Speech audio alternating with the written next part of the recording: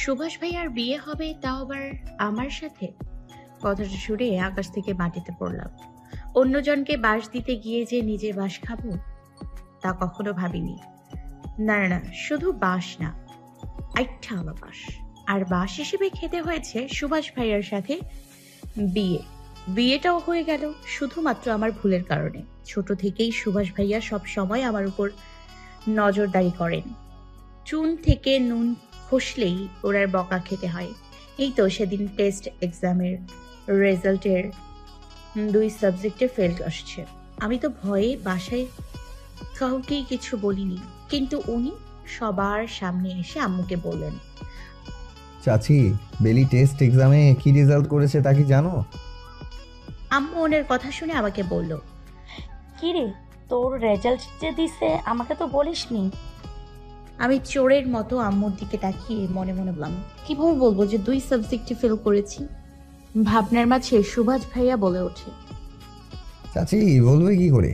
যে ব্যক্তির সামনে এইচএসসি, সে নাকি 2 সাবজেক্টে ফেল করেছে, তাও আবার আইসিটি আর ইংলিশ।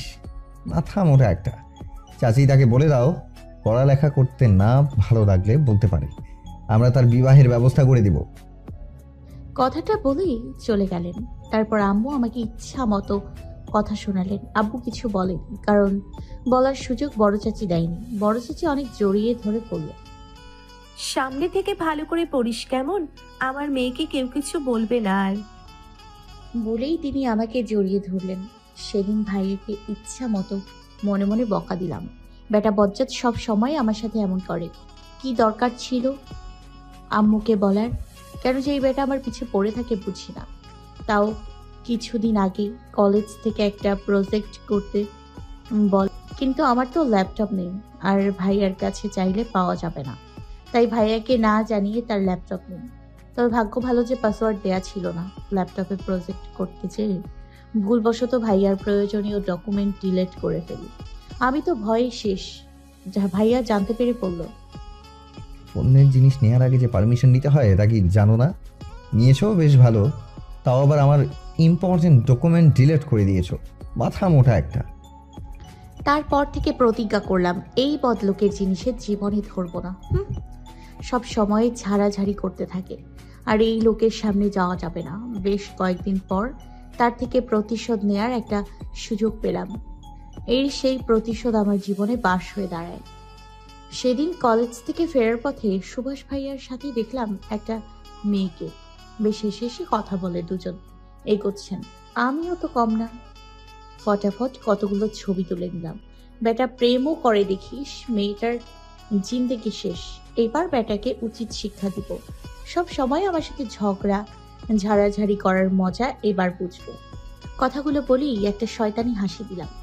বাসায় এসেই বড় চাচুকে জলদি করে ছবিগুলো দেখালাম। চাচু তো রেগে শেষ, তবে বড় চাচি কিছু বললেন না। কিছুক্ষণ পরেই ভাইয়া তার সাথে মেয়েটিকে নিয়ে বাসায় আসলেন। দেখলাম চাচি মেয়েটির সাথে হেসে কথা বলছে। আমি তো পুরা তাজ্জব বনে গেলাম। বেশ কিছুক্ষণ পরে বুঝতে পারলাম মেয়েটি আর কেউ না, ভাইয়ার কলেজ লাইফের বন্ধু মেঘ আপু। আমিও আপুর সাথে কথা বললাম। বেশ মজার মানুষ আপু। ভাইয়া আমার কাছে এসে বললেন, আমার ছবি আব্বুর কাছে দেখিয়েছো, কাজটা ভালো করনি। না জেনে না বুঝে কারো সম্পর্কে বাজে মন্তব্য করা উচিত নয়। আমি বেশ লজ্জা পেয়ে ভাইয়াকে বললাম, সরি ভাইয়া, আমাকে মাফ করে দিন। ভাইয়া কিছু না বলে চলে গেলেন। রাতে টেবিলে বসে খাবার খাচ্ছি, তখন ভাইয়া বলে উঠল, এই ছেলেটাকে তোর পাশে? হেসে হেসে কথা বলছিস? আমি তো পুরো অবাক। ভাইয়ার কাছে আমার ফাহিমের ছবি এলো কোথা থেকে? আজ আমি শেষ। ফাহিমের সাথে আমার পরিচয় হয় ফেসবুকে। তার সাথে আমার দেখা হয়নি। তার সাথে আমার প্রণয়ের সম্পর্ক, ভালোবাসি আমি তাকে। তাই তো আজ তার সাথে দেখা করতে গিয়েছিলাম। কিন্তু ভাইয়ার কাছে আমার আর ফাহিমের ছবি এলো কোথা থেকে মাথায় আসছে না। আমাকে চুপ থাকতে দেখে আম্মু বলল, কথা বলিস না কেন, বল এই ছেলে কে? আব্বু রেগে বললেন, আমার মান সম্মান সব শেষ আজ, বলো কে এই ছেলে? আমি চুপ থাকলাম। আম্মু আমার গালে চড় বসিয়ে দিলেন। আমি কাঁদতে লাগলাম। কি থেকে কি হয়ে গেল। আম্মু বলতে লাগলো, এই দিন দেখার জন্য তোকে বড় করলাম, আজকে না আমার মেয়ে একটা অন্য ছেলের সাথে হেসে খেলে কথা বলছে, তাও আবার রাস্তায়। আম্মু তোমরা যেমনটা ভাবছো তেমন কিছু নয়, আমাকে বিশ্বাস করো। সে শুধু আমার বন্ধু, এর বেশি কিছু না। দাদি বলে উঠল। মেয়ে মানুষের ছেলে মানুষ বন্ধ হয় কেমনে? বড় চাচি সবাইকে শান্ত হতে বলে বলল। বাচ্চা মানুষ ভুল করেছে, মাফ করে দিন। এমন ভুল আর করো না কেমন? এরপর থেকে যে কোনো ছেলের সাথে রাস্তায় বা অন্য কোথাও কথা বলো না। দাদি বলে উঠল। এর লেগেই কই মায়া মানুষ ঠিক সময়ে বিয়া না দিলে বিপথে যায়। বিয়া দিয়া দে মাইয়া রে আমিন। আম্মা ঠিক বলেছেন, ওকে বিয়ে দিতে হবে, না হলে কোন দিন জানি আমার সম্মান নষ্ট করে। আম্মু বলে উঠল। আপনারা থামেন, আমার মেয়ে হয়তো ভুল করেছে মানলাম, তাই বলে তাকে এখন বিয়ে দিব না। আমি আমার মেয়েকে এখন বিয়ে দেব না। তোমার কথায় তো সব হইব না বৌমা, মাইয়ারে বিয়ে দিতে হবে, দিনকাল ভালো না। দাদি কোথায়? আমি তো অবাকের শেষ পর্যায়ে। বেশ রাগ লাগছে সুভাষ ভাইয়ের উপর। কেন উনি এমন করলো? সেদিন আমি তার ছবি তুলেছি বলেই কি আজ সে আমার সাথে এমন করলো? কেন করলেন সুভাষ ভাই এমন? আমি তো সেদিন শুধু ছবি তুলেছি বলে আজ আপনি এমন করলেন আমার সাথে। চুপচাপ গিয়ে ঘুমাও, এত কথা ভাবতে হবে না। কেন ভাববো না বলেন? আজ আপনার এই কাজের জন্য সবাই আমাকে বিয়ে দিতে চাচ্ছে। এই কাজটা আপনি ভালো করেননি সুভাষ ভাই। কি সম্পর্ক ওই ছেলের সাথে তোমার? আমরা বন্ধু। ও বন্ধু না অন্য কিছু? তার ছবিতে ভালোই বোঝা যাচ্ছে। বন্ধুর সাথে কেউ এইভাবে রাস্তায় হাঁটে না। আপনি কি বলতে চাচ্ছেন আমরা কিভাবে হেঁটেছি? এই যে হাত ধরে কেউ বন্ধুর সাথে হাঁটে, আমাকে বোঝাতে এসো না। মানলাম বন্ধু না, আমরা দুজন দুজনকে ভালোবাসি। ভালোবাসার মানে বুঝো? আপনার থেকে ভালো বুঝি। জীবনে কেউকে ভালোবেসেছেন কি না সন্দেহ করে? বেশি কথা বলছো বেরি। আমি বেশি কথা বলছি তাই না? আর আপনি খুব ভালো কাজ করেছেন বুঝি। আপনি এই কাজটা একদম ভালো করেননি সুভাষ ভাই। তুমি তাহলে ভালো কাজ করেছো তাই না? অচেনা অজানা একটা ছেলের সাথে রাস্তায় হেসে হেসে কথা বলছো। ছেলেটা যদি তোমার কোনো ক্ষতি করতো তখন কি হতো? তুমি কি তার পরিবার সম্পর্কে জানো? তাকে পার্সোনালি চেনো? যদি আজ তোমার সাথে উল্টাপাল্টা কিছু করতো তখন কি হতো ভেবে দেখেছো একবার? খানিকটা রেগে বলল সুভাষ। সে যাই হোক, আপনাকে কেউ বলেনি আমাকে নিয়ে এত ভাবতে। আমি নিজের খেয়াল রাখতে জানি। পূর্ণিমার রাত, চারপাশে সবকিছু জ্বলজ্বল করছে। নিস্তব্ধ রাতে সবকিছু স্তব্ধ, সকলেই গভীর নিদ্রায় আচ্ছন্ন। শুধু ঘুম নেই এক কিশোরী কন্যার চোখে। বেশ কিছুক্ষণ ধরে এপিট-ওপিট করছে বেলি। চোখে ঘুম নেই, মন ছটফট করছে। শুধু মনে হচ্ছে এই এতটুকু ভুলের জন্য এত বড় শাস্তি। ডিরেক্ট বিয়ে, বিয়ের কথা ভেবে কান্না পাচ্ছে বেলির। কথাগুলো ভাবতে ভাবতে কখন যে দু চোখ নিদ্রায় মগ্ন হয়ে গেল টেরই পেল না। আলী হোসেন এবং বিলকিস বেগমের 3 ছেলে 1 মেয়ে। বড় ছেলে আমজাদ হোসেন, স্ত্রী মনিরা বেগম, তাদের 2 ছেলে মেয়ে। বড় মেয়ে রিদিতা হোসেন, ছেলে সাফাত হোসেন সুভাষ। মেজ ছেলে আমিন হোসেন, স্ত্রী রীতা বেগম, মেয়ে তাজনা হোসেন বেলি। তারপর মেয়ে মিতা হোসেন, যিনি শ্বশুরবাড়িতে আছেন। ছোট ছেলে মোর্শেদ হোসেন, স্ত্রী রাজিয়া বেগম, 2 ছেলে মেয়ে মিহির হোসেন এবং সামিয়া হোসেন। সকাল সকাল পাখির ডাকে ঘুম ভেঙে গেল বেলির। নামাজ শেষ করে কিছু পড়া ছিল তা কমপ্লিট করে নিল। অন্যান্য সাবজেক্টগুলো ভালো পারলেও আইসিটি আর ইংলিশ তার মাথায় ঢোকে না, তাই তো এই 2 সাবজেক্ট ফেল করলো। সকলে মিলে নাস্তা করছে। নাস্তা করতে করতে বিলকিস বেগম বললেন, কিরে আমিন, মাইয়ারে কি বিয়া দিবি না? জি আম্মা, ভালো ছেলে পেলে দিব। বলে উঠলেন আমিন হোসেন। না, এখন বিয়ে দেব না। আমি তাকে বোঝাবো এমন ভুল সে আর করবে না। বাচ্চা মানুষ, তাকে একবার সুযোগ দেন। বলে উঠলেন রীতা হোসেন। বৌমা মানলাম বাচ্চা মানুষ ভুল করেছে, আজ যে ভুল করব না তার গ্যারান্টি কি তুমি দেবা? সময় থাকতে মাইয়ারে বিয়া দিয়ে দাও, নাইলে পরে হায় হায় করা লাগবে। ঘটকরে কি আইতে কমো? বললেন বিলকিস বেগম। জি আম্মা, আপনি যা ভালো মনে করেন। বলেন আমিন হোসেন। আমার দু চোখ দিয়ে শুধু পানি গড়িয়ে পড়ছে। কি এমন ভুল করলাম যে আমাকে এখনই বিয়ে দিতে হবে? ভাবনার মাঝে বড় চাচি বলে উঠলেন, আম্মা, আমি একটা কথা বলতে চাই। সবাই উৎসুক দৃষ্টিতে তাকালো মনিরা বেগমের দিকে। আমজাদ হোসেন বউয়ের কথায় এক পলক তাকিয়ে খাবার খাওয়ায় মনোযোগ দিলেন। আম্মা, আমি বলছিলাম কি, বেলি তো আমাদেরই মেয়ে, সুভাষও আমাদের ছেলে। সুভাষেরও বিয়ের বয়স হয়েছে। আজ না কাল সুভাষকে বিয়ে দিতে হবে। আর বেলিকে বাইরের কারো কাছে বিয়ে দিলে পরিবার কেমন না কেমন হয়, তাই আর কি। কথা না ঘুরাইয়া তাড়াতাড়ি কও বৌমা। বলে উঠলেন বিলকিস বেগম। আসলে আম্মা, আমি আর সুভাষের বাবা চাচ্ছিলাম যে সুভাষের সাথে বেলির বিয়ে দিতে। এতে বেলির জন্য ভালো হবে, ঘরের মেয়ে ঘরে থাকবে। এক নাগারে কথা বলে থামলেন মনিরা বেগম। পরিস্থিতি থমথমে। শখের মুখের দিকে চেয়ে অবস্থা অনুমান করতে চাইলেন। বেলি যেন আকাশ থেকে পড়ল। এ কি বলল বড় চাচি? সে আর সুভাষ ভাইয়া কিভাবে সম্ভব? এবার নিজের আম্মু আব্বুর দিকে তাকালো বেলি। এক পলক তাকালো সুভাষের দিকে। না, এই লোকের মুখের কোনো ভাবান্তর নেই। দিব্যি খেয়ে চলেছে। মুখ দেখে বোঝা যাচ্ছে না খুশি হয়েছে না রাগ করেছে। হ বৌমা, তুমি তো ভালো কথা কইছো, আমি রাজি। তা তোমাগো মতামত কি? জিজ্ঞাসু দৃষ্টিতে বিলকিস বেগম তাকালেন আমিন ও রীতা বেগমের দিকে। রীতা বেগমকে কিছু বলতে না দিয়ে আমিন হোসেন বলেন, আমি রাজি আম্মা।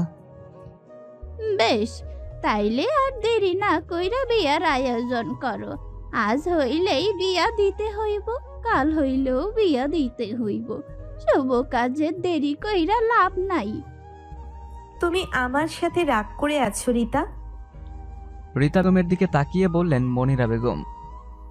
দেখো বোন, রাগ করো না। তোমার মেয়ে মানে আমার মেয়ে। তুমি তো জানো আমি আর তোমার ভাইজান বেলিকে কত ভালোবাসি। আমি আর তোমার ভাইজান চাইনি মেয়েটা অন্যজনের ঘরে চলে যাক। নিজের ঘরে মেয়েকে ধরে রাখার সুযোগ থাকলে কেন অন্যজনের ঘরে মেয়েকে পাঠাবো? আমি চাই মেয়েটা আমাদের কাছে থাকুক, তার জন্যেও ভালো থাকবে, তার জন্যেও ভালো হবে। পরিবার ছেড়ে তাকে দূরে যেতে হবে না। তোমার মেয়েও তোমার কাছে থাকবে। না ভাবি, রাগ করিনি। মেয়েটা আমার ছোট, এখনো সংসারে কিছুই বোঝে না। তাকে কি একটা সুযোগ দেওয়া যেত না? তবে আমি এখন নিশ্চিন্ত যে মেয়েটা আমাদের সাথে থাকবে, মায়ের মতো শাশুড়ি পাবে। বলেই একগাল হাসলেন রীতা বেগম। তার বিশ্বাস তার অগোচরে বেলিকে আগলে রাখবেন মনিরা বেগম। বিকেল গড়িয়ে গোধূলি শুরু। আকাশে লাল রঙের আভা দেখা যাচ্ছে। প্রকৃতির আলো শেষ হয়ে অন্ধকার শুরু। সেই সাথে সাজানো হচ্ছে এক কিশোরী কন্যাকে। পরানো হয়েছে লাল রঙের কাতান শাড়ি। কোমর পর্যন্ত চুলগুলো খোপা করা হয়েছে। মায়াবী চোখ দুটোই দেয়া হয়েছে মোটা করে কাজল, ঠোঁটে হালকা করে লিপস্টিক। যেহেতু বিয়েটা শুধু ঘরোয়াভাবে হবে, সেজন্য বেশি সাজানো হলো না বেলিকে। ছোট থেকে সাজগোজ করতে পছন্দ করে বেলি। নিজের বিয়েতে লাল টুকটুকে বউ হওয়ার কত শখ ছিল, কিন্তু আজ পরিস্থিতির কারণে সব ইচ্ছা যেন শেষ হয়ে গেল। বউ সাজা আর হলো না, নিজের ইচ্ছাকে মাটি দিতে হলো। ফুলে সাজানো বাসর ঘরে বসানো হয়েছে বেলিকে। এই দিন নিয়ে কত স্বপ্ন ছিল তার। এখন তো সব স্বপ্ন শেষ। সময় যে কিভাবে সবকিছু পরিবর্তন করে দেয় বোঝা যায় না। কারো কথায় ঘোর ভাঙল বেলির। কি গো বেলি, আজকে কিন্তু জামাইয়ের কথা মতো চলতে হইব। জামাই যা কইব তা কিন্তু হইনা লাগবো। রুমে প্রবেশ করতে করতে বললেন বিলকিস বেগম। বেলি চোখমুখ কুঁচকে বলল, তুমি এমন ভাবে কথা বলছো কেন? এই বেলি, রাগ কইরা গেলি নাকি? আমি কি কোনো খারাপ কথা কইছি নাকি? আরে রাগ করিস না, বাসর ঘরে মন ফুরফুরা রাখতে হয়। কথাটা বলে চোখ টিপুনি কাটল সামিয়া। সামিয়া আর বেলি সমবয়সী, দুজনেই এক কলেজে পড়ে। সামিয়ার সাথে বেলির খুব ভালো সম্পর্ক। একজনের যেন অন্যজনকে ছাড়া চলে না। বাসর ঘরে যে মন ফুরফুরা রাখতে হয় তুই কি করে জানিস? ঘরে প্রবেশ করতে করতে বলল সুভাষ। সুভাষকে দেখে মুখ কুঁচকে গেল সামিয়ার। যাই হোক, বড় ভাই, তার উপর তাকে খুব ভয় পায়, তাই তো আস্তে করে বলল, আমি কিভাবে জানবো? আমার কি বিয়ে হয়েছে নাকি? না, তোর বিয়ে হয়নি, তবে জলদি বিয়ে দিতে হবে। অকালে পেকে যাচ্ছিস। চলো তো দাদি, আমরা চলে যাই। খামোখা কামামে হাড্ডি কেন হমু? বলেই সামিয়া আর বিলকিস বেগম চলে গেলেন। তারা চলে যেতেই সুভাষ দরজা বন্ধ করে দিল। হালকা ভয় হলো বেলির মনে। এই বজ্জাত ব্যাটার সাথে তাকে থাকতে হবে। কি জানে কি আছে কপালে। পরক্ষণেই মনে হলো এই ভারী শাড়ি পরে আর থাকা যাচ্ছে না, একটু ফ্রেশ হলে ভালো লাগবে। বাথরুমের দিকে পা বাড়াতেই সুভাষ বলে উঠল, দাঁড়াও। দাঁড়াতে পারবো না, আমার কাজ আছে। আর ভেবেছেন কি আপনার কথায় আমি নাচবো? আপনি যা করতে বলবেন তাই করব? কখনোই না। আপনার জন্য, শুধুমাত্র আপনার জন্য আজ আমার এই অবস্থা। আপনার একটা কথাও আমি শুনতে বাধ্য নই। এক কথা বারবার বলার অভ্যাস কিন্তু আমার নেই।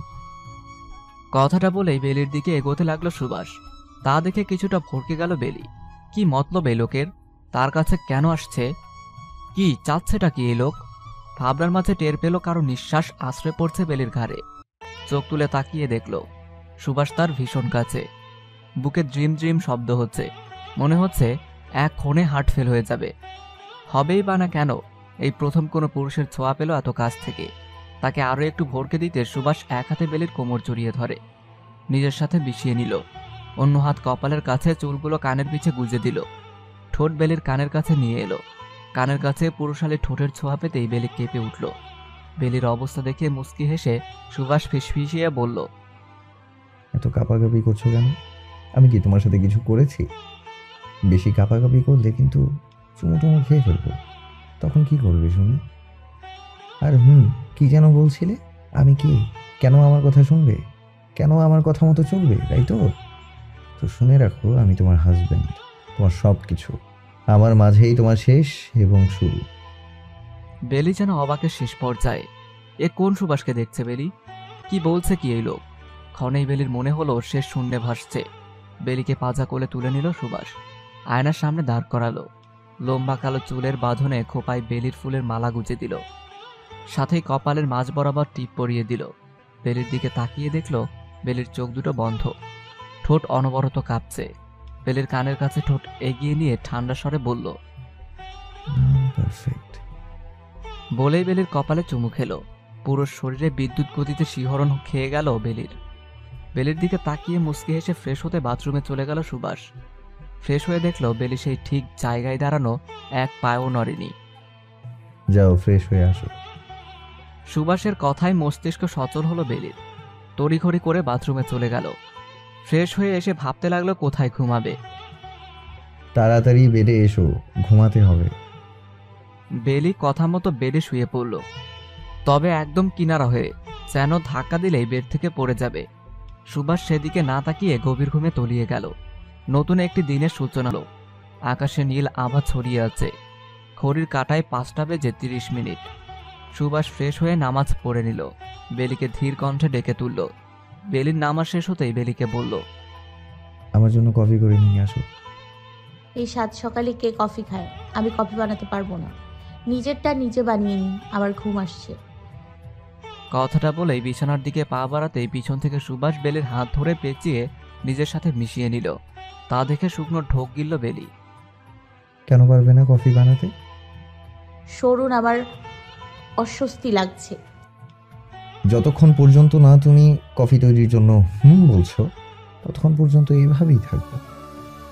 বলেই বেলির আরো কাছে এগিয়ে গেল সুভাষ। তৎক্ষণাৎ বেলি বলে উঠল, ছাড়ুন, আমি কফি নিয়ে আসছি। কিচেনে গিয়ে ইচ্ছামতো কথা শোনালো সুভাষকে। পেয়েছি তাকে। এর এমন উদ্ভট কাজই বা কেন করছে এই লোক? বেটা বজ্জাত, সব সময় হুকুম চালায়। বকাঝকা করে কফি তৈরি করলো বেলি। নিন আপনার কফি। বলেই উল্টো দিকে পা বাড়ালো বেলি। তুমি কই যাচ্ছ? আশ্চর্য, কই আর ঘুমোতে। চুপচাপ বই নিয়ে বসো, সামনে পরীক্ষা, সেই কথা কি মনে নেই নাকি? ফেল করার ইচ্ছা আছে নাকি? আপনি চুপ করুন, আমার পড়ার সময় হলে আমি পড়তে বসবো। আপনার এত ভাবতে হবে না, আপনি নিজের কাজে মন দেন। আমার যখন সময় হবে তখন পড়ে নিব। এই প্রথম দেখলো বেলি যে বিয়ের পরের দিন নিজের বউকে পড়তে বসতে বলে, তাও আবার নিজের স্বামী। বিয়ে নিয়ে কত শখ ছিল, সব শখ পানি ঢেলে দিয়েছে এই ব্যক্তি। আমার কথা মতো কেউ কাজ না করলে আমি কিন্তু কাজ আদায় করার অন্য মাধ্যমও জানি। বেলি এক পলক সুভাষের দিকে তাকালো। এই লোকের সাথে কথায় না পেরে পড়তে বসলো বেলি। সকাল সকাল ফ্রেশ হয়ে নতুন শাড়ি পরে নিল বেলি। কাল রাতে রীতা বেগম বলে দিয়েছিলেন যেন সকালে ফ্রেশ হয়ে শাড়ি পরে। নতুন বউদের নাকি শাড়ি পরতে হয়। শাড়ি পরতে পরতে বেশ পারদর্শী না হলেও একা একা পড়তে পারে বেলি। সিঁড়ি বেয়ে নিচে নেমে বসার ঘরে বসলো বেলি। বিলকিস বেগম এবং সামিয়া সেখানেই বসেছিল। কি গো রমণী, বাছুর রাত কেমন কাটাইলা? জামাই মনে হয় মেলা আদর্শ করছে, তাই না? বলেই মুস্কি হাসলেন বিলকিস বেগম। মূলত বেলিকে জ্বালাতন করতেই তিনি কথা বললেন। আহা দাদি, বাসর রাতে জামাই আদর করে না, এটা কি কোথাও শুনেছো? দেখো না কি লজ্জা পাচ্ছে আমাদের বেলি, আবার দেখি শাড়িও পরেছে। বলেই হাসতে লাগলো সামিয়া। তোমরা চুপ করো, কি সব ফালতু কথা বলছো? যত সব আজাইরা কথাবার্তা। সকাল থেকে কি একটার পর একটা শুরু হয়ে গিয়েছে, দিনটাই খারাপ। দাদিরা এভাবে কথা বল নাকি? আজও বেলি মনে মনে কথা বলল। আমাকে তো বলতেই পারতিস বেলি, আমি না তোর বেস্ট ফ্রেন্ড? বল না, কালকে সুভাষ ভাইয়া তোকে কয়টা চুমু খেয়েছে? বেলির কানের কাছে ফিসফিস করে বলল সামিয়া। ছি, কথার কি অবস্থা! দয়া করে তুই চুপ থাক। মুখ কুঁচকে বলল বেলি। আচ্ছা, এটা তো বলতেই পারিস যে জড়িয়ে ধরেছে নাকি? আমার বউকে আমি জড়িয়ে ধরলে প্রবলেম কোথায়? আমার বউকে আমি জড়িয়ে ধরবো না তো কি অন্য জনকে ধরবো? আর জড়িয়ে ধরলেই বা কি? তো কি সবকিছু বলা লাগবে? সিঁড়ি বেয়ে নামতে নামতে বলে উঠল সুভাষ। সুভাষকে দেখে চুপসে গেল সামিয়া। তাও ভালো যে কোনো ছাড়ই দেয় নাই বা আম্মুর কাছে কোনো নালিশ করেনি। সুভাষ ভাইয়া যে রাগী। বেলি আর সামিয়ার উদ্দেশ্য করে সুভাষ বলল, দুজনেই তৈরি হয়ে নাও, কলেজে পৌঁছে দিব। কি কথা গো দাদু ভাই, কাল মাত্র বিয়ে হইল আর আজই কলেজে যাইব। আর তুমি এবার কেন অফিসে যাইবা? তুমিও আজ ছুটি নাও, কালকে থেকে কলেজ অফিস সব শুরু কইরো। সুভাষ ভাই আজ কলেজে না যাই, কাল থেকে যাবো নে। দাদির সাথে তালে তাল মিলিয়ে বলে উঠল সামিয়া। বিয়ে হয়েছে বলে কলেজ বা অফিসে যাওয়া যাবে না এমন কথা কোথাও নেই। তাদের কলেজে যেতে হবে, সামনে বোর্ড এক্সাম, আর আমার অফিসে ইম্পর্টেন্ট কাজও আছে। সুভাষ বলল, কিরে পেলি, তোর নাকি বিয়ে হয়ে গেল, তাও আবার আমার ক্লাসের সাথে। আফসোসের সুরে বলল সিনথিয়া। রাখ তোর ক্রাশ, আমি তো আগেই বলেছিলাম যে সুভাষ ভাই বেলিকে পছন্দ করে। হ্যাঁ রে, আমারও তাই মনে হয়। সেদিনের ঘটনার পর থেকে সব সময়, আর শুধু মনে না, আমি শিওর যে সুভাষ ভাই বেলিকে ভালোবাসে। তাদের কথায় ডুব দিল বেলি। সেদিনের ঘটনায় রোজ কলেজ থেকে সামিয়া, বেলি এবং মীরা একসাথে বাসায় ফেরে। তাদের বাসার রাস্তা একই দিকে। সেদিনও তারা বাসায় ফিরছিল। হঠাৎ তাদের সামনে আগমন ঘটে রাজীবের। রাজীব হলো তাদের ক্লাসমেট। রাজীব বেলিকে পছন্দ করে। এর আগে কয়েকবার প্রেম নিবেদন করেছে, তবে বেলি এর প্রতি উত্তর করেনি। সেদিন রাজীব বেলিকে আবার প্রপোজ করে। আর বেলির ভাগ্য খারাপ ছিল যে সুভাষ সেই রাস্তা দিয়ে বাড়ি ফিরছিল। সুভাষকে দেখে বেলি প্রচুর ভয় পেয়ে যায়। সুভাষ সবকিছু দেখে, রাজীবকে ইচ্ছামতো কেলানি দেয়। বাসায় যেও বেলিকে ইচ্ছামতো কথা শোনায়। বেলিকে একদম সব ছেলেদের থেকে দূরে থাকতে বলে। এরপর থেকে তাদের মনে সন্দেহ যে সুভাষ বেলিকে ভালোবাসে। কিরে বেলি, কোথায় হারিয়ে গেলি? থাক, বাদ দে এখন এই কথা। বল, বাসর করে কি কি করলি? সুভাষ ভাই কি তোর ঠোঁট চুমু খেয়েছে নাকি? আমি তো জানি বাসর করে মানুষ কত কিছু করে, তা তোমরা কি কি করেছ বেলি ফুল? তোরা চুপ থাক প্লিজ। কেমন অসভ্যের মতো কথা বলছিস, মুখে কোনো কিছু আটকায় না নাকি? রাগে গজগজ করতে করতে বলল বেলি। কি বলবে এই বাদরগুলোকে? এদের কিছু বললে তিল থেকে তাল বানিয়ে দিবে। রাগে ক্লাসরুম থেকে বের হয়ে গেল বেলি। এদের সাথে থাকা যাবে না। এদের সাথে থাকলে হয়তো বেলির রাগ বেড়ে যাবে, নয়তো লজ্জায় শেষ হয়ে যাবে। বেলি সোজা এখন কলেজের মাঠে এক কোণায় বসে পড়ল। কাল রাত থেকে অনেকবার ফাহিমের ফোনে কল দিয়েছে, কিন্তু একবারও কল রিসিভ হয়নি। বেলি এইবার লাস্ট কল দিবে। এইবার কল রিসিভ না করলে আর কখনো কল দিবে না। সবকিছু মেনে নিবে। একটা পবিত্র সম্পর্ককে নষ্ট করবে না। পরক্ষণেই মনে হলো, প্রথম ভালোবাসার মানুষকে কি এত সহজেই ভুলে থাকা যায়? আজ বেলি নিজেকে অসহায় লাগছে। কাপা হাতে কল দিল, কিন্তু এইবারও কল রিসিভ হলো না। নিজেই নিজেকে প্রতিজ্ঞা করল আর কখনোই কল করবে না। নিজেকে আজ অনেক ছোট মনে হচ্ছে। পরক্ষণেই মনে হলো ফাহিমের এক বন্ধুর নম্বর তার কাছে আছে। তাই নিজেকে সামলে নিয়ে ফাহিমের ফ্রেন্ডকে কল করে জানতে পারল ফাহিম বলেছে বেলির সাথে আর সম্পর্ক রাখতে চায় না ফাহিম, তাই বেলির কল রিসিভ করছে না। বেলির চোখ দিয়ে জল গড়িয়ে পড়ল। কেন তার সাথেই এমন হলো? কেন তার এত কিছু সহ্য করতে হচ্ছে? আজ শুক্রবার, অফিস বন্ধ সুভাষের। দুপুরের খাবার খেয়ে নিজ রুমের দিকে পা বাড়াতেই কারো কণ্ঠে পিছে তাকালো সুভাষ। আজ নাকি মেলা বসেছে পাশের মাঠে, বেরি আর সামিয়া যাইতে চাইছে। মেয়ে মানুষ তো, একা যেতে দেওয়া ঠিক হবে না, তুমি তাদের সাথে করে নিয়ে যেও, বললেন রীতা বেগম। জি চাচি, নিয়ে যাব, তাদের রেডি থাকতে বইল। তোমার মেয়েদের আবার আটা ময়দা মাখতে মাখতেই সময় শেষ। বলেই রুমে চলে গেল সুভাষ। সুভাষের কথায় মুখ ফুলালো বেলি। ছেলে মানুষ কিভাবে জানবে যে এই মেকআপের প্রতি মেয়েদের ভালোবাসা কতটা? মেকআপ করতে যে কত দামি দামি প্রোডাক্ট ইউজ করতে হয় তা কি জানে? না জেনেই শুধু এত দামি প্রোডাক্টগুলোকে আটা ময়দা বলে দেয়। কথাগুলো মনে মনে বলল বেলি। বসার ঘরে বসে আছে সুভাষ আর সামিয়া। দুজনে রেডি থাকলেও রেডি হয়নি বেলি। সেই কখন থেকে বলছে 2 মিনিট। অপেক্ষার প্রহর শেষ হলো। সিঁড়ি বেয়ে নিচে চলে এলো বেলি। পরনে কালো রঙের শাড়ি, বড় চুলগুলো ছেড়ে দেয়া, ঠোঁটে হালকা লিপস্টিক, চোখে কাজল, দেখতে ভীষণ মায়াবী লাগছে বেলিকে। আরে সুভাষ ভাই, বেলির দিকে এমন করে তাকিও না, মেয়েটা লজ্জা পাবে। বউ তো তোমার, ঘরে যেয়ে মন ভরে তোমার বউকে দেখে নিও। সামিয়ার কথায় হুঁশ ফিরল সুভাষের। খানিকটা অপ্রস্তুত হলো, তবুও সামিয়ার কান টেনে দিয়ে বলল, বেশি বাকনা কথা বলতে হবে না তোকে, বেশি কথা বললে কিন্তু আর মেলায় নিয়ে যাব না। তাদের কথার মাঝে এগিয়ে এলো বেলি। তারা বেরিয়ে গেল মেলার উদ্দেশ্যে। আজ বেশ মজা হবে। কতদিন পর তারা ঘুরতে বের হবে। মেলাতে প্রবেশ করতেই সামিয়া বায়না ধরল ফুচকা খাবে। বেলিরও ফুচকা বেশ পছন্দ। সুভাষ এগুলো খায় না, যত সব আনহেলদি ফুড। ভাইয়া চলো না, ফুচকা খাবো। আমি এগুলো খাই না। ভাইয়া আপনি খান না, আমি আর বেলি খাবো। তুই খাবি না বেলি? এগুলো একদম ভালো খাবার না, কি না কিভাবে তৈরি করে। আপনি খেতে মন না চাইলে খাবেন না, আপনাকে তো আর খেতে বলিনি। সামিয়া চল, তুই আর আমি খাবো। বলেই ভেঙচি কাটল বেলি।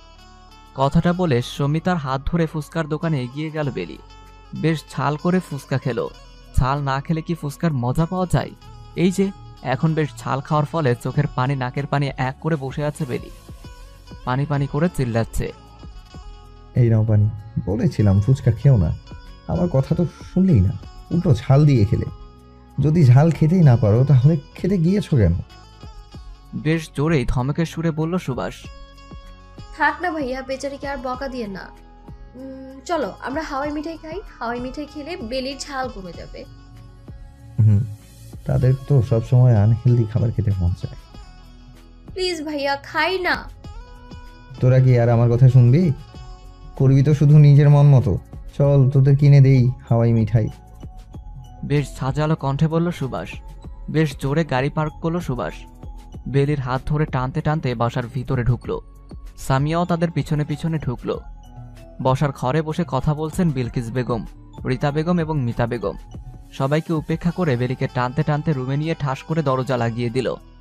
রুমে এসে বেশ জোরে বেলির হাত ছাড়ার ফলে বেলি ছিটকে গিয়ে বেডে পড়ল। সুভাষের চোখ দুটো লাল হয়ে আছে, মনে হচ্ছে আগুন বের হবে। জোরে জোরে নিঃশ্বাস নিয়ে রাগ কমানোর চেষ্টা করছে। বেলির দিকে এক পলক তাকিয়ে এগিয়ে যেতে লাগলো। তা দেখে বেলি শুকনো ঢোক গিলল। সুভাষ বেলির হাতের আঙ্গুলের ভাঁজে নিজের আঙ্গুল গুজে দিয়ে বেলের সাথে চেপে ধরল। সুভাষের নরম নিঃশ্বাস বেলির ঘরে পড়ছে। বেলি দু চোখ বন্ধ করে এলো।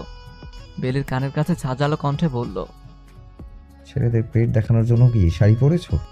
এত বড় গলার ব্লাউজ কেন পরেছো? যখন শাড়ি ঠিক মতো পরতে পারো না তাহলে পরেছো কেন? Answer me damn it. ভারী কণ্ঠে কেঁপে উঠল বেলি। আসলে আমি। তোদলাচ্ছ কেন? শাড়ি ঠিক মতো পরতে পারলে পরবে, না হলে পরার প্রয়োজন নেই। তোমার সৌন্দর্য দেখার অধিকার শুধু আমার, আর কারো নয়। এই সৌন্দর্য শুধুমাত্র আমার জন্য বরাদ্দ। নেক্সট টাইম যেন এমন না হয়। Am I clear? দু চোখ দিয়ে জল গড়িয়ে পড়ল বেলির। তার কি দোষ? সে কি ইচ্ছে করে এমন করে শাড়ি পরেছে নাকি? কখন শাড়ি কোমর থেকে সরে গিয়েছে সে নিজেই টের পায়নি। আর ব্লাউজটা তো মার্কেট থেকে কিনে এনেছে বলেই এত বড় গলা, সেখানে তার কি দোষ? সুভাষের ইম্পর্টেন্ট কল আসাতে বেলি আর সামিয়াকে রেখে একপাশে কথা বলতে আসে সুভাষ। সামিয়া আর বেলি কিছু কেনাকাটা করছিল। কথা শেষে বেলির সামনে এগোতেই সুভাষের কানে ভেসে এলো। দেখ মামা, পুরাই মাখন। পেটটাই যদি এমন হয় না জানি বনরটা কেমন হইব। মন চাচ্ছে একটু হাত দিয়া ধইরা দেহি। দোস্ত, মন্দায় চাইতাছে মাখনটারে একটু সুইয়া দেই। ইস, যদি আজকে রাতে পাইতাম তাহলে মনটাই শান্তি পাইতো রে। আমার তো এখনই সব করতে মন চাচ্ছে। আমার তো ওপর থাইকা নিচ পর্যন্ত সব টেস্ট করতে মন চাইতেছে। বলেই হাসতে লাগলো ছ্যাঁচড়া বদমাইশগুলো। এদের কাজই হলো মেয়েদেরকে হয়রানি করা, মেয়েদেরকে বাজে মন্তব্য করা। তাদের কথা শুনে সামনের দিকে তাদের চোখ অনুসরণ করে তাকাতে রাগ তরতর করে বেড়ে গেল সুভাষের। তারা বেলির দিকে তাকিয়ে কথাগুলো বলছিল। বেলির দিকে তাকিয়ে দেখতে পেল বেলির শাড়ি ঠিক নেই, কোমরের দিকে সরে গিয়ে পুরো ধবধবে ফর্সা পেট দেখা যাচ্ছে। চুলগুলো খোপা করার ফলে ঘাড় থেকে একটু নিচ পর্যন্ত দেখা যাচ্ছে। এক পলক সেদিকে চেয়ে প্রথম জনের নাক বরাবর ঘুষি দিল সুভাষ। বরাবর সবগুলোকে ইচ্ছামতো কেলানি দিল। রাত 10টা। তখনকার ঘটনার পর বেলি অনেক কেঁদেছে।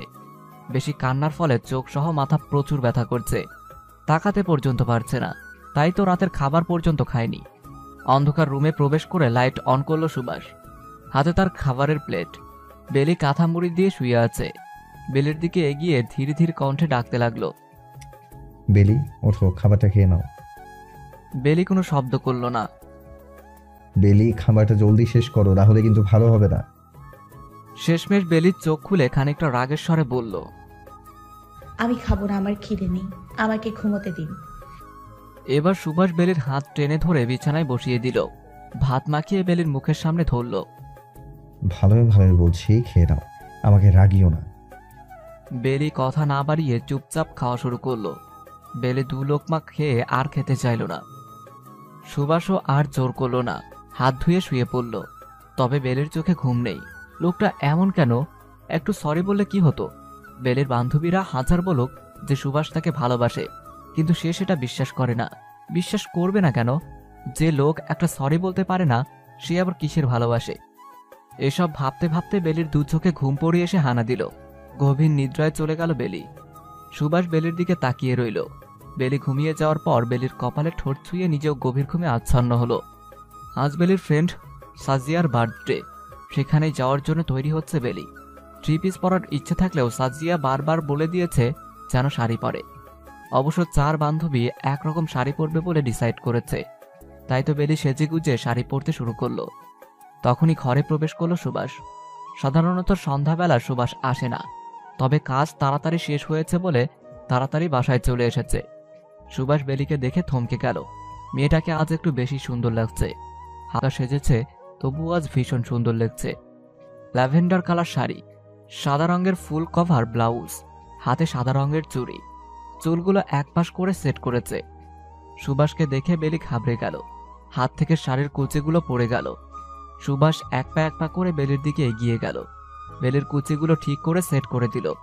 নিজ হাতে শাড়ির কুচিগুলো গুছতে গেলে বেলি বাধা দেয়। কুচিগুলো নিজের হাতে নিয়ে গুছিয়ে ফেলে। সুভাষের চোখ আটকে রয়েছে বেলির ফর্সা পেটের দিকে। কেমন ঘোর লেগে যাচ্ছে। বেলির কোমর জড়িয়ে আরেকটু কাছে নিয়ে এলো সুভাষ। নিজের সাথে মিশিয়ে নিল। দুজনের উপর দুজনের নিঃশ্বাস আশ্রে পড়ছে। বেলি 2 হাতে নিজের শাড়ি খামচে ধরল। সুভাষ বেলির কানের কাছে ঠোঁট এগিয়ে বলল, আজ যদি তোমার ঠোঁটের ভাঁজে নিজের ঠোঁট গুঁজে দিই তাহলে কি খুব বেশি অন্যায় হয়ে যাবে? তোমাকে ছোঁয়ার জন্য এই ব্যাকুল হৃদয়ের চাওয়া কি খুব বেশি অবিচারপূর্ণ? তোমার ঠোঁটের স্পর্শে নিজেকে মাথা করতে চাওয়া কি খুব বেশি বেহায়াপনা? না, বেলি আর নিতে পারছে না। গলা শুকিয়ে কাঠ হয়ে যাচ্ছে। মনে হচ্ছে কতগুলো বছর ধরে পানি খাওয়া হয় না।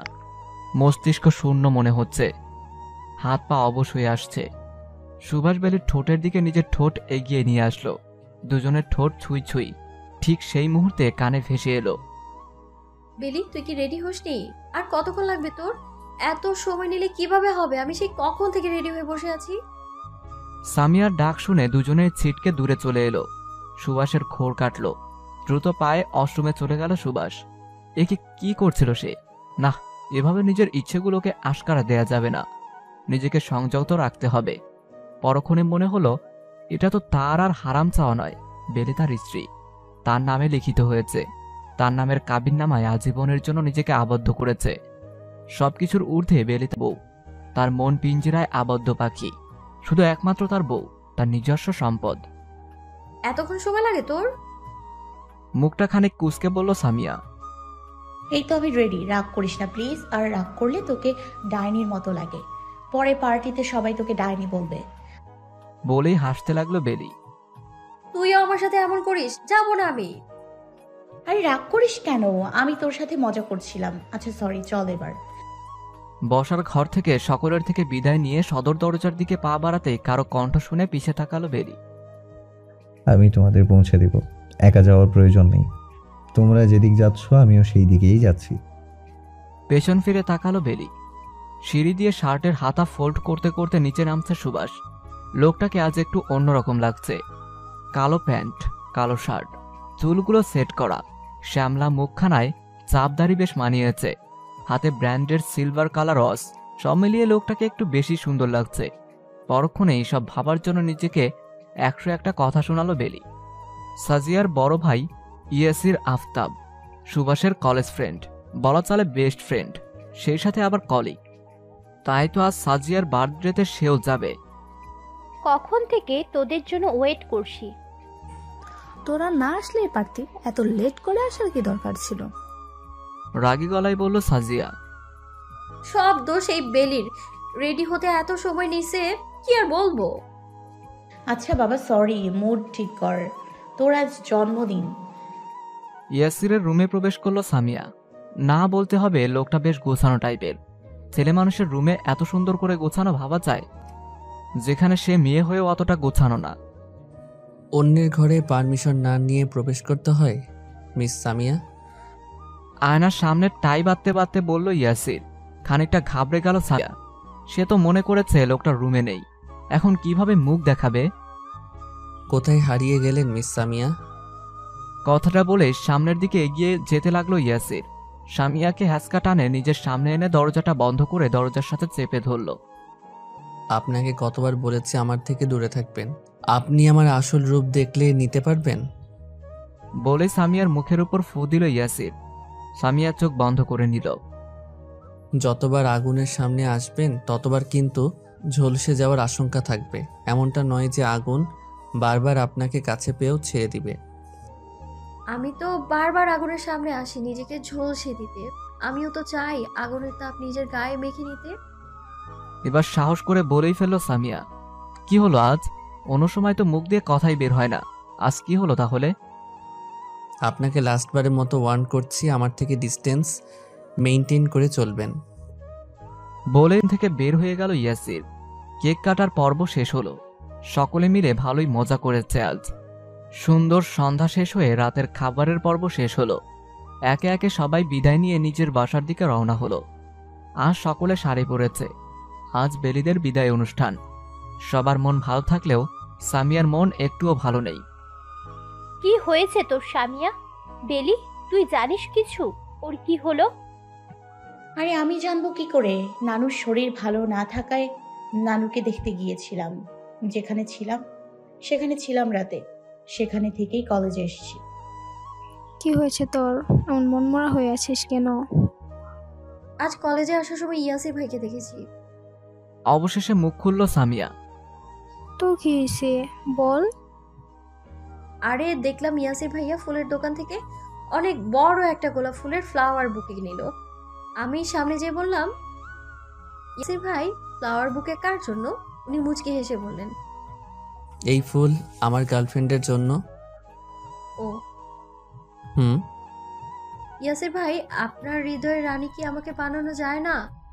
এই ফুলের মালিকানা কি আমায় দেয়া যায় না? দু চোখে জল নিয়ে প্রশ্ন ছুড়ল সামিয়া। ভুলে যেও না, ফুলের সাথে কিন্তু কাটাও আছে। ফুলকে গ্রহণ করতে হলে ফুলের কাটার অজস্র যন্ত্রণা সহ্য করতে হবে। পারবি কি সেই যন্ত্রণা সহ্য করতে? আপনি পাশে থাকলে শুধু ফুলের কাটার অজস্র যন্ত্রণা নয়, বিষ পান করে মৃত্যুর যন্ত্রণাও সহ্য করতে পারবো আমি। এইসব আবেগময়ী কথা বন্ধ করো, নিজের কাজে মন দাও। আমার থেকে 10 হাত দূরে থাকবে। Am I clear? বলে চলে গেল ইয়াসির। কথাগুলো বলতে বলতে চোখ দিয়ে জল গড়িয়ে পড়ল সামিয়ার। প্রিয় মানুষের মুখে যেখানে অন্য কারো নাম শুনলেই রাগ লাগে, সেখানে গার্লফ্রেন্ড শোনা দূরের কথা। এই মানুষটাকে অন্য কারো সাথে ভাবতে পারে না সামিয়া। সময়ের আড়ালে কখন কিভাবে যে এই লোকের মাঝে আটকে গেছে সামিয়া, তা সে নিজেও জানে না, এমনকি জানতেও চায় না। লোকটার মুখে গার্লফ্রেন্ডের কথা শুনে মনে হচ্ছে দিন দুনিয়ার সবকিছু থমকে গেছে, কোনো কিছু ভালো লাগছে না। কেন লোকটা তার ভালোবাসা বুঝতে চায় না? কেন তার ভালোবাসাকে আবেগ মনে করে? আহা, কান্না করা বন্ধ কর তুই। হয়তো ভাইয়া তোর সাথে মজা করেছে। তুই এমনি কান্নাকাটি করলে আমরা মজা করব কিভাবে? তুই টেনশন ফ্রি থাক, তোকে আমি আমার ভাবেই বানাবো। আরে আমাদের সিচকাদুনি, তোকে যদি ইয়াসির ভাইয়ের বাচ্চার মা না বানাইছি, আমার নামও বেলিনা। খানিকটা ভাব নিয়ে বলল বেলি। তা দেখে হেসে দিল সামিয়া। আর যাই হোক, এই মানুষগুলোর দিনটা নষ্ট করতে চায় না সামিয়া। নিজের জন্য তাদের খুশি নষ্ট করার কোনো মানেই হয় না। তাই তো নিজ চোখের জল মুছে নিল সামিয়া। 4 বান্ধবী মিলে পুরো কলেজ ঘুরল, ছবি তুলল। বেশ খানিকক্ষণ ঘোরাঘুরি করে দুপুরে লাঞ্চ করে বাসায় ফিরল বিকেলের দিকে। সময় চলতে থাকে, কারোর জন্য অপেক্ষা করে না। এই তো আজ 2 দিন হলো বেলের এক্সাম শেষ। ঘরে বসে থাকতেও ভালো লাগছে না। তার উপর আবার সুভাষ বলে দিয়েছে ভার্সিটি অ্যাডমিশন কোচিংয়ে ভর্তি করে দিবে। এত কষ্ট কি সহ্য হয়? কোথায় একটু ঘুরবে, চিল করবে, তা না করে এই লোক এখনই অ্যাডমিশন কোচিংয়ে ভর্তির জন্য উঠে পড়ে লেগেছে। দুপুর থেকে বেলির ফোনে কল করে যাচ্ছে সুভাষ, কিন্তু কই এই মেয়ে? ফোন ধরার কোনো খবরই নাই। অনেকবার ফোন দেওয়ার পর অবশেষে কল রিসিভ করলো বেলি। কি করছো? দুপুরে খেয়েছো? না, এখনো খাইনি। আপনি খেয়েছেন? না, খাবো। আজ বাসায় তাড়াতাড়ি আসবা, কাজ তাড়াতাড়ি শেষ হবে। রেডি হয়ে থেকো, ঘুরতে যাব। আচ্ছা ঠিক আছে। খানিকক্ষণ চুপ থেকে সুভাষ মিহি সুরে বলল, বেলি। ইস, এই কণ্ঠ বেলির মনে ঝংকার তোলার জন্য যথেষ্ট। বেলি কিছু না বলে কলটা কেটে দিল। কল কেটে দেওয়ার পর শুনতে পেল সামিয়ার কণ্ঠ। এই তোর জন্য দেখ তো, পার্সেল এসেছে, সাথে আবার ফ্লাওয়ার বুকে। কে দিল? ফ্লাওয়ার বুকে, সাথে ছোট্ট একটা চিরকুট লাগানো। চিরকুটটা খুলে দেখলো লেখা ফ্রম ইয়োর হাজব্যান্ড। পরক্ষণেই মুখে লাল আভা ফুটে উঠল বেলির। আহা, আজকাল দেখি সুভাষ ভাই ফুলও পাঠাচ্ছে। আর কি কি করছে রে সুভাষ ভাই তোর সাথে বেলি? বেলিকে হালকা ধাক্কা দিয়ে বলল সামিয়া। চুপ কর তুই। আর তোর এখানে কাজ কি? নিজের চরকায় তেল দে। এখন তো আর আমাকে ভালো লাগবে না। ভালো লাগার মানুষ তো এখন অন্য কেউ। বলেই চলে গেল সামিয়া। ভাবলো যাক, দুজনে দুজনকে নিয়ে ভাবছে, সম্পর্কটা সুন্দরভাবে এগোচ্ছে। ইস, যদি তার আর ইয়াসিরের সম্পর্কটা এমন হতো, হয়তো হবে, নয়তো না। তবে এই সামিয়ার মন পিঞ্জেরায় সবসময় ইয়াসির থাকবে, আজীবন ভালোবেসে যাবে। সব ভালোবাসার কি আর পূর্ণতা পায়? হয়তো তার ভালোবাসা পূর্ণতা পাবে না। সবার ভাগ্য তো আর এক না যে সবার ভালোবাসা পূর্ণতা পাবে। হয়তো এক আকাশ সমান চাওয়া নিয়ে ইয়াসিরের ভালোবাসার জন্য অপেক্ষা করতে হবে। তবুও সে অপেক্ষা করতে রাজি নিজের ভালোবাসার মানুষকে আপন করে নিতে। পার্সেলটা খুলে দেখলো বেশ বড় একটা গিফট, সুন্দর করে র্যাপিং পেপার দিয়ে মোড়ানো। সময় না নিয়ে বেলি তাড়াতাড়ি খুলে দেখলো সাদা শাড়ি আছে, সাথে ম্যাচিং করে সাদা ব্লাউজ, একজোড়া কানের দুল, বেলি ফুলের মালা, চুড়ি আর একজোড়া নূপুর, সাথে রয়েছে একটা চিরকুট। উপহারটি শুধুমাত্র বক্ষ পিঞ্জিরায় লুকায়িত এক কিশোরী নারীর জন্য। চিরকুট পরে থমকালো বেলি। হোক 1 লাইনের কথা, কিন্তু কথার মর্ম অনেক বড়। তাহলে কি লোকটা তাকে আগে থেকেই তাকে ভালোবাসে? ভালোবাসলে এতদিন এমন ব্যবহার করতো কেন? বিয়ের আগে তো সারাদিন পিছে লেগেই থাকতো। বলতে হবে যে বিয়ের পর ব্যবহারে অনেক পরিবর্তন এসেছে। তবুও ঝাড়াঝাড়ি যায়নি। এই তো সেদিন শার্ট ইস্ত্রি করতে যেয়ে পুড়িয়ে ফেলেছিল। কতগুলো কথা শুনল, সে নাকি অকামের ঢেকি, কোনো কাজ তার দ্বারা হবে না, আর কত কি। এই লোকের মন বোঝা যায় না, কখন কি বলে কখন কি মনে চলে কিছুই বোঝা যায় না। বেশ অনেকক্ষণ যাবৎ গাড়িতে বসে আছে সুভাষ। কয়েকবার বেলিকে ফোন দেয়া শেষ। কোথায় এই মেয়ে কে জানে। প্রতিবার ফোন দিলে বলে 2 মিনিট। অপেক্ষার প্রহর যেন শেষ হয় না। গাড়িতে বসে থাকতে না পেরে যেই না আবার কল দেওয়ার জন্য ফোন হাতে নেয়, তখন আগমন ঘটে কিশোরী কন্যার। সরি, অনেক লেট করে ফেললাম। হাঁপাতে হাঁপাতে বলল বেলি। সুভাষ এক পলক বেলির দিকে তাকালো। কল্পনায় যতটা সুন্দর ভেবেছিল বাস্তবে তার চেয়েও বেশি সুন্দর লাগছে। শাড়িটা কি সুন্দর মানিয়েছে, মনে হচ্ছে সেটা তার জন্যই তৈরি হয়েছে। চুলগুলো খোপা করে বেলি ফুলের মালা লাগানো, হাতে চুড়ি, খুব বেশি সুন্দর লাগছে। মনে হচ্ছে কোনো শুভ্র পরী। ফর্সা গাল লজ্জায় লাল হয়ে আছে, একদম স্নিগ্ধ লাগছে। কপালে নাকের ডগায় বিন্দু বিন্দু ঘাম জমছে দেখেই মনে হচ্ছে যে বেশ তাড়াহুড়ো করে এসেছে। কি হলো, কোথায় হারিয়ে গেলেন? নিজের পরখ করে খানিকটা অস্বস্তি নিয়ে বলল বেলি। ভেতরে এসে বসো। ছোট্ট করে বলল সুভাষ। গাড়ি স্টার্ট দিয়ে নিজের মতো করে চালাতে লাগলো। পথে বেশ কয়েকবার বেলি জিজ্ঞেস করেছিল যে কোথায় যাচ্ছে। সুভাষ শুধু বলেছে গেলেই দেখতে পাবে। বেলি আর কথা বাড়ায়নি, পথটা উপভোগ করতে লাগলো। কি সুন্দর, রাস্তার দুপাশে দাঁড়িয়ে আছে নারকেল গাছ। আকাশটাও বেশ উজ্জ্বল, মেঘগুলো খেলা করছে। হাওয়া এসে বেলির চোখের সামনে পড়ে থাকা চুলগুলো উড়িয়ে দিচ্ছে। বেশ ভালো লাগছে। বহুদিন পর এভাবে ঘুরতে বের হলো, মনটাও ভালো লাগছে। অবশেষে অপেক্ষার প্রহর শেষ হলো। মেইন রোডে গাড়ি পার্ক করলো সুভাষ। তারপর কাঁচা রাস্তা ধরে হাঁটতে লাগলো। কোথায় যাচ্ছি আমরা এবার তো বলুন। কথা না বলে চুপচাপ হাঁটো, গেলেই দেখতে পাবে। কথা বাড়ালো না বেলি। জায়গাটা সুন্দর। কাঁচা রাস্তা দিয়ে হাঁটতে হাঁটতে বেশ খোলা জায়গায় চলে এলো। জায়গাটার একপাশে হচ্ছে কুঁড়ে ঘর, মনে হচ্ছে কেউ থাকে। ঘরের পাশেই একটা ছোট্ট দোকান। একটু আগে বেরিয়ে দেখতে পেল ছোট্ট একটা বিল, পদ্ম ফুলের বিল। বেলির অনেক দিনের ইচ্ছে ছিল পদ্ম ফুল দেখার। কি সুন্দর পরিবেশ, যে কারো মন ভালো করতে সক্ষম এই জায়গা। আশেপাশে আরো মানুষ দেখা যাচ্ছে, প্রত্যেকেই প্রকৃতির সৌন্দর্য উপভোগ করতে ব্যস্ত। সুভাষ বেলিকে নিয়ে নৌকায় উঠল পুরো বিল ঘুরে দেখার জন্য। বেলি সুভাষের হাত শক্ত করে ধরে নৌকায় উঠল। তা দেখে সুভাষ হাসল। দুজনে নৌকায় বসল। বেলি নৌকায় ভীষণ ভয় পায়, তাই তো সুভাষের একদম গা ঘেঁষে সে পড়ল। সুভাষ বেলির দিকে তাকিয়ে বৃদ্ধ মাঝিকে বলল, কি অবস্থা চাচা, কেমন আছেন? চাচির শরীর ভালো তো? আমরা দুজনে মেলা ভালো আছি।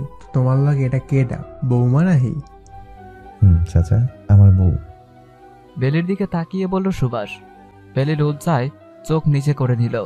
যাই হোক, এভাবে বউ বললে তো লজ্জা লাগবেই। পুরো বিল ঘুরে দেখলো তারা, কতগুলো ছবি তুলে নিল। অবশ্য বেলি বেশ কয়েকটা ছবি তুলল, সুভাষের সাথেও কয়েকটা তুলল। আকাশটা সুন্দর হওয়াতে ছবিগুলো বেশ সুন্দর এসেছে। বিল থেকে বেরিয়ে এসে সেই বৃদ্ধ লোকের বাসায় গেল তারা। বৃদ্ধ লোকের নাম হলো কুদ্দুস মিয়া। তিনি এবং তার স্ত্রী ফিরোজা বেগম এখানে বসবাস করেন। ফিরোজা বেগম তাদের ঘরে তুলে নিল। ঘরে প্রবেশ করতেই দেখতে পেল একটি ছোট্ট বাচ্চা খেলা করছে চৌকিতে বসে। বয়স কত হবে, 2 কি 3 বছর।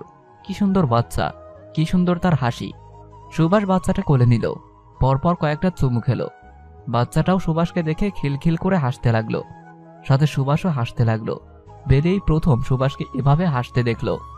লোকটার হাসি এত সুন্দর, কই আগে তো কখনো এভাবে লোকটার হাসি দেখেনি বেলি। আগে তো কখনো সুভাষের হাসি এত ভালো লাগেনি। তবে বলতে হবে লোকটার হাসিতে কিছু একটা আছে। বেলি আরো একটি জিনিস লক্ষ্য করলো, তা হলো সুভাষ বাচ্চাটাকে খুব আদর করছে। হৃদিতা আপুর মেয়ে চাঁদকে ভীষণ ভালোবাসে। তবে কি লোকটার বাচ্চা খুব পছন্দ? তাদের বাচ্চা হলেও কি পরক্ষণে নিজের চিন্তার জন্য নিজেকে কতগুলো বকা দিল বেলি। কি সব ভাবছে সে? এসব ভাবনার মাঝে ফিরোজা বেগমকে উদ্দেশ্য করে বলল সুভাষ, চাচি কেমন আছেন? আজ কিন্তু আপনার হাতে গরম গরম চাপটি আর ভর্তা খেতে এসেছি, মিলবে তো? মিলবো। ঘরে যাইয়া বহগা।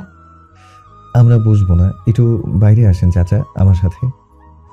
কুদ্দুস মিয়াকে বলল সুভাষ। দুজনেই বেরিয়ে গেল। ফিরোজ বেগম ঘরের পাশে ছোট দোকানে চলে গেল। সাথে বাচ্চাকে নিতে গেলে বেলি নিজের কোলে নিয়ে নেয়।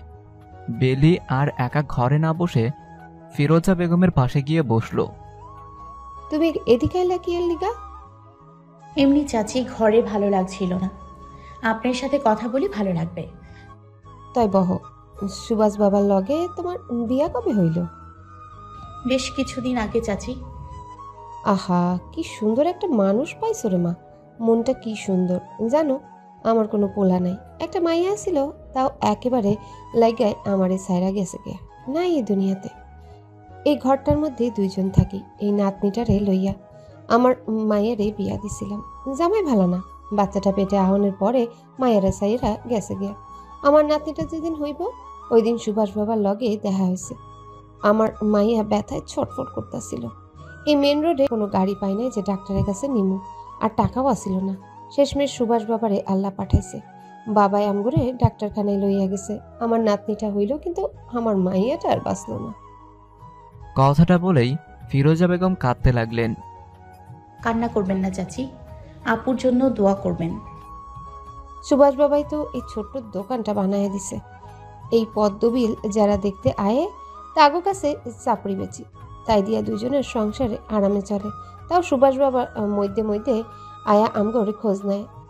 হাজার না করণের পরেও আমগলে গা কিছু না কিছু নিয়ে আয়। তাদের কথার মাঝে সুভাষ আর কুদ্দুস মিয়া চলে আসলো, হাতে কতগুলো ব্যাগ। দেখো বাবাই আমাগুলোকে কত কিছু আনছে। কুদ্দুস মিয়া তার স্ত্রীকে বললেন, বাবাই কি আর আমগো কথা শুনবো? বাবাই কিছু না কিছু নিয়ে আইব। চলো, এখন চাপড়ি হয়ে গেছে। বলেই চলে গেলে ফিরোজা বেগম। বেলি আর সুভাষ খাওয়া দাওয়া করে বেশ কিছুক্ষণ বসে তাদের কাছ থেকে বিদায় নিয়ে বের হয়ে গেল। বেলির আজ দিনটা ভীষণ ভালো কেটেছে, মনটাও ভালো হয়ে গেল। আপনি যে এরকম কাউকে সাহায্য করেন তা তো কোনোদিন বলেন নাই। সব কিছু কি বলতে হয় নাকি? কিছু কাজ করতে হয় নিজেকে গোপন রেখে, এতে আত্মতৃপ্তি লাভ হয়। বলেই ড্রাইভিং করতে লাগলো সুভাষ। যাক, লোকটা অতটাও খারাপ না যতটা বেলি ভেবেছিল। এ তো একটা গম্ভীর নয়, গম্ভীর মানুষটার মাঝেই একটা সুন্দর মনের মানুষের বসবাস। তাহলে এই প্রথম লোকটার জন্য অন্যরকম অনুভূতি কাজ করছে বেলির। এই অনুভূতির নাম কি? এটা কি তবে নাম না জানা অনুভূতি, নাকি এই অনুভূতির নাম অন্য কিছু? কথাগুলো আনমনেই ভাবতে লাগলো বেলি। আজ বেলির রেজাল্ট দিবে। সকাল থেকে মনটা দূর দূর করছে বেলির। সব পরীক্ষা ভালো দিলেও আইসিটি একদম ভালো হয়নি। পাশ আসবে কিনা তাও সন্দেহ। কাল সারা রাত ঘুম হয়নি বেলির এই টেনশনে। নিজ ঘরে এক নাগারে পায়চারি করছে বেলি। আজ তার কপালে কি আছে কে জানে। এভাবে টেনশন করলে কি তোর সব সমস্যার সমাধান হবে নাকি? আল্লাহর কাছে দোয়া কর, ভালো কিছু হবে। বেলিকে বলল সামিয়া। তুই তো ভালো পরীক্ষা দিয়েছিস, তোর তো কোনো টেনশন নাই রে বোন। আমার তো পাস ফেল নিয়ে টানাটানি। টেনশন ফ্রি থাক, ভালো কিছুই হইব। তখন রুমে প্রবেশ করলো সুভাষ। সুভাষকে দেখে দুজনেই ঢোক গিলল। আমাদের রেজাল্ট পেয়েছো ভাইয়া? তুই পেয়েছিস এ প্লাস আর বেলি পেয়েছে। বলেই চুপ করলো সুভাষ। বেলি কি পেয়েছে ভাইয়া? বেলির চোখ দিয়ে জল গড়িয়ে পড়ল। সে মনে হয় ফেল করেছে। বেলি পাস করেছে, 4.50 পেয়েছে। বেলির দিকে তাকিয়ে বলল সুভাষ। বেলিকে আর কে পায়? খুশিতে নাচতে শুরু করলো। অতিরিক্ত খুশিতে সুভাষকে জড়িয়ে ধরল বেলি। কয়েক সেকেন্ডের পর মস্তিষ্ক নড়ে উঠল। থাক, আমি যাই। আমি আবার কারো রোমান্সে বাধা হতে চাই না। বলেই মেকি হেসে চলে গেল সামিয়া। সুভাষকে ছেড়ে চলে আসতে নিলেই সুভাষ বেলির দুহাতে কোমর জড়িয়ে ধরল। কানের কাছে ফিসফিস করে বলল, অভিনন্দন বউজান, অনেক অনেক অভিনন্দন তোমাকে, আমার একমাত্র বউ। বেলি ঠোক গিলে সুভাষের দিকে তাকালো। সুভাষ বেলির কপালে চুমু খেলো। বেলির রন্ধ্রে রন্ধ্রে শিহরণ খেলে গেল। দু চোখ বন্ধ করে নিল। সুভাষ বেলিকে ছেড়ে দিয়ে চলে গেল। বেলি যেন হাঁপ ছেড়ে বাঁচল। এই লোকের স্পর্শে এলে কি যেন হয়ে যায় বেলির, নিতে পারে না। কেমন যেন সবকিছু তালগোল পাকিয়ে যায়। নতুন নতুন অনুভূতিরা নাড়া দেয়। কি আছে এই লোকের স্পর্শে কে জানে। রাতের খাবার খেতে বসেছে সকলে। মনিরা বেগম আর রাজিয়া বেগম খাবারগুলো এগিয়ে দিচ্ছেন। রীতা বেগম বেলিকে মাছ বেছে দিচ্ছেন। বিলকিস বেগম রুটি খাচ্ছেন। আমজাদ হোসেন কথা বলছে তার ছোট্ট বোন মিতা বেগমের সাথে। বেশ হাসি খুশি ভাবে কথা বলছেন। কথা শেষে আমজাদ হোসেন বলেন, এখন তো বেলি আর সামিরার পরীক্ষার রেজাল্টও দিয়ে দিয়েছে। আর মিতাও বলেছিল যে তাদের বাসা থেকে ঘুরে আসতে আমাদের সবাইকে। সব ঠিক, কিন্তু ভাইজান মিহিরের তো পরীক্ষা। বললেন রাজিয়া বেগম। আরে আম্মু, পরীক্ষা তরীক্ষা বাদ, আগে ঘোরাঘুরি। খাবার খেতে খেতে বলল মিহির। এই মিহিরের পরীক্ষা হইলে ওর যাওয়া লাগবে না, আমরাই যাব। তুই চুপ থাক আপু, আমি যাব। যে দিকে যাক না কেন বেলি কোথাও যাবে না। ভার্সিটি অ্যাডমিশনের জন্য ভালোভাবে পড়তে হবে, কোনো হেয়ালি করা যাবে না। আর আমিও যেতে পারবো না, অফিসে ইম্পর্ট্যান্ট কাজ আছে। খাবার শেষ করে হাত মুছতে মুছতে বলল সুভাষ। আমি যাব, বড় চাচ্ছু, আমি যাব। মন খারাপ করে বলল বেলি। এক কথা বারবার বলতে ভালো লাগে না আমার। বলেই রুমে চলে গেল সুভাষ। রাত বাজে 12টা। বেলি এখনো সামিয়ার সাথে বসে আড্ডা দিচ্ছে। আজ এখানেই ঘুমাবে, ওই বদলোকের কাছে যাবে না। আর এদিকে সুভাষেরও ঘুম আসছে না। কোথায় গেল এই মেয়ে? এত লেট তো করে না। না পেরে সামিয়া রুমে গিয়ে দেখলো দুজন আড্ডা দিচ্ছে। তুই এত রাতে আমার বউকে তোর কাছে রেখে আড্ডা দিচ্ছিস কেন? সামিয়ার উদ্দেশ্যে বলল সুভাষ। তোমার বউ আমার কাছে এসেছে আড্ডা দিতে, আমি তাকে নিজের কাছে রাখিনি। তোমার বউ নিজে আমার কাছে এসেছে আড্ডা দিতে। সুভাষের দিকে তাকিয়ে বলল সামিয়া। সামিয়া, তোর ভাইকে বলে দে এখান থেকে চলে যেতে। আমি তার সাথে যাব না, আমি এখানে ঘুমাবো। ঘাড় তেরামি না করে ভালোই ভালোই রুমে চলো। বেলের দিকে এগোতে এগোতে বলল সুভাষ। আমি যাব না, আমি যাব না। মুখ কুঁচকে বলল বেলি। তুমি না গেলে অন্য উপায় আছে আমার কাছে তোমাকে নিয়ে যাওয়ার জন্য।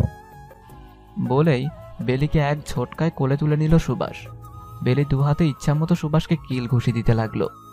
রুমে এসে বেলিকে বেডে শুইয়ে দিয়ে দুম করে দরজা লাগিয়ে দিল। সুভাষ বেলের দিকে এগিয়ে গেল। কি আপনি পেয়েছেন নাকি? সব সময় আপনি বাড়াবাড়ি করেন। এত প্রবলেম কেন আপনার? আমি যেখানে মন চাই সেখানে যাব, আপনার তাতে কি? আমারই তো সব। শোনো বন্যা, তোমার ভালোর জন্য বলছি, ভার্সিটিতে ভর্তি হয়ে যেদিক মন চায় সেদিকে যেও, তখন কিচ্ছু বলবো না বন্যা। বেলির কোমর জড়িয়ে বলল সুভাষ। আপনার কথা মতো হবে নাকি সব? আমার লাইফটা জাস্ট হেল করে দিচ্ছেন। কেন আমার লাইফে সব ডিসিশন আপনি নেবেন? এই আপনার জন্যই সবাই আমাকে ধরে বেঁধে আপনার সাথে বিয়ে দিল। আপনার মতো মানুষ আমি আমার লাইফে দেখি নাই। আমার সুখ শান্তি সব কেড়েছেন, সব সময় আমার উপর হুকুম দেন। আপনি কি আমার লাইফে একটু শান্তিতে চলতে দেবেন না?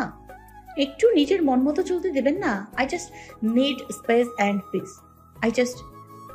বেলিকে কিছু বলার সুযোগ না দিয়ে বেলির পাতলা গোলাপি ঠোঁটের ভাঁজে নিজের ঠোঁট গুজে দিল সুভাষ। এক হাতে বেলের কোমর উঁচু করে জড়িয়ে ধরল, অন্য হাতে বেলির গাল হয়ে গলার পিছে চুলের মাঝে দুলিয়ে দিল। বেলিকে চুপ করানোর জন্য হলেও এই প্রথম কোনো নারীর ঠোঁটের স্বাদ যেন পুরুষালী দেহে নতুন নতুন শিহরণ খেলে যাচ্ছে। যেন মরুভূমিতে এক পশলা বৃষ্টি। রন্ধ্রে রন্ধ্রে নতুন অনুভূতি ছেয়ে গেল। নারীর ছোঁয়ায় মন মাতাল হয়ে যাচ্ছে। প্রথমে ঠোঁটের ছোঁয়াগুলো নরম হলেও আস্তে আস্তে তীব্র থেকে তীব্রতর হতে লাগলো। বেলি আর সহ্য করতে না পেরে ছোটাছুটি করতে লাগলো। বেশ কিছুক্ষণ পর সুভাষের হুঁশ ফিরে এলো। ছেড়ে দিল বেলিকে। বেলি হাঁপাতে লাগলো। নেক্সট টাইম বেশি কথা বলতে কিন্তু এর চেয়েও খারাপ কিছু হয়ে যাবে। আর মাথায় এটা ভালোভাবে সেট করে নাও যে তোমার সব কিছুতে যেহেতু আমার অধিকার, তাই তোমার ভালো মন্দ দেখার দায়িত্ব আমার। বাই দ্য ওয়ে, টেস্টটা কিন্তু মন্দ নয়। আপনার কি লাজ লজ্জা কিছু নেই নাকি? লাজ লজ্জা থাকলে আর ভবিষ্যৎ প্রজন্মের মুখ দেখা লাগবে না। অসভ্য ব্যক্তি। এখনো কোনো অসভ্যতা আমি করিনি, সো অসভ্য বলা যাবে না। না, তুমি চাইলে আমি একটু অসভ্যতা আমি করতে পারি। করবো কি? আপনার সাথে কথা বলাই বেকার। তো কথা না বলে অন্য কিছু করো, ভালো লাগবে। বলেই বাঁকা হাসল সুভাষ। বেশ কিছুক্ষণ যাবৎ রিক্সার জন্য অপেক্ষা করছে সামিয়া। ভার্সিটির জন্য কোচিং করতে এসেছে। বেলিও আজ আসেনি। বাড়ি ফেরার পথে বেশ জোরে বৃষ্টি পড়া শুরু হয়। ভিজে পুরো একাকার অবস্থা। আজ ছাতা নিয়েও বের হওয়া হয়নি। একটু আগেও রোদের আলোয় সবকিছু চিকচিক করছিল। পরক্ষণেই আকাশে কালো মেঘের আনাগোনা সৃষ্টি হয়। চারপাশে দমকা হাওয়ার সৃষ্টি হয়। আকাশ থেকে ধওনির বুকে নেমে আসে বর্ষণ। মুহূর্তের মধ্যেই মুষলধারে বৃষ্টি পড়া শুরু হয়। আর বৃষ্টি পড়লে তো একটা বড় সমস্যা, রিক্সা পাওয়া যায় না। তাই তো এতক্ষণ রিক্সার জন্য দাঁড়িয়ে থেকেও কোনো লাভ হলো না। তার উপর আবার সন্ধ্যা হয়ে যাচ্ছে, কি আর করার। ভেজা শরীর নিয়ে রাস্তার পথ ধরে হাঁটতে লাগলো। মুহূর্তের মধ্যেই কোনো এক ঝাঁঝালো কণ্ঠ কানে এলো। বৃষ্টিতে ভিজে এভাবে কোথায় যাচ্ছেন মিস সামিয়া? সামিয়া এক পলক ইয়াসিরের দিকে তাকালো। কি হলো, কথা বলছেন না কেন? সামিয়াকে চুপ থাকতে দেখে বলল ইয়াসির। না মানে বাসার দিকে যাচ্ছিলাম। গাড়িতে বসুন, ড্রপ করে দিচ্ছি। না সমস্যা নেই, যেতে পারবো আমি। এই কাক ভেজা শরীর নিয়ে আপনি নিশ্চয়ই চাইবেন না আপনার দিকে কেউ লালসার জোরে কুদৃষ্টি